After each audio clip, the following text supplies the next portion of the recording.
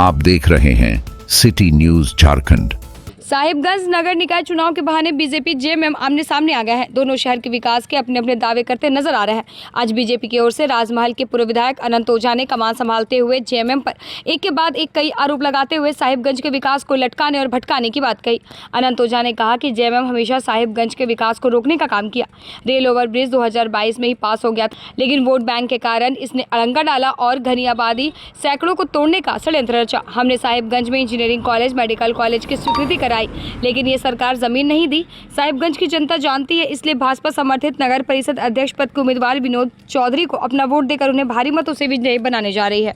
Bharatiya Janata party समर्थित प्रत्याशी श्री विनोद चौधरी जी के जो चुनाव चिन्ह है, उनको क्रमांक 17 में घन छाप पर आशीर्वाद दे करके और जेएमएम के जो नाकामियां है, जेएमएम ने जो षड्यंत्र किया है, जेएमएम ने जो यहाँ एक कुत्सित प्रयास किया है, उसको जवाब देने का काम, माकूल जवाब देने का काम जनता करेगी।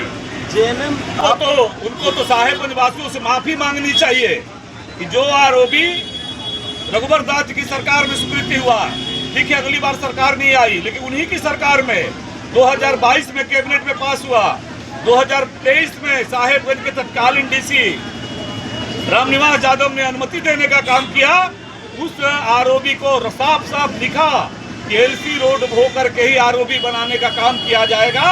केवल वोट बैंक की राजनीति के कारण यहाँ 3 साल से जनता त्राहिमाम कर रही है। साहिबगंज की जनता को के बीच में जाकर के माफी मांगनी चाहिए। एक तो आप काम करते नहीं है, जो योजनाएं स्वीकृत है उन योजनाओं को भी लटका करके, अटका करके, भटका करके और गरीबों का घर तोड़ने का काम।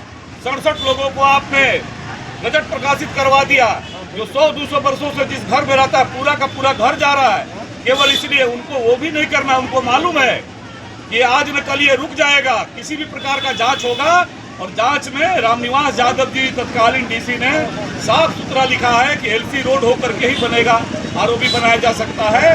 60 डिग्री पर 90 डिग्री का आरोपी नहीं बनाया सकता है।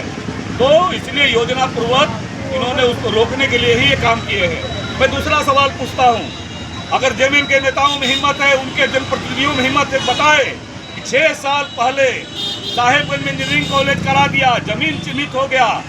झारखंड की सरकार और उसके जो विभागीय सचिव है लगातार चिट्ठी दे रहे हैं इनको कि आप जमीन दीजिए, जमीन दीजिए।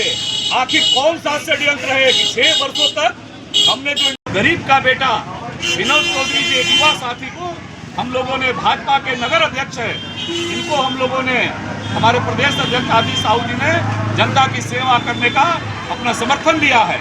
और इसलिए आपके माध्यम से उस समर्थन का आशीर्वाद मांगने निकले हैं।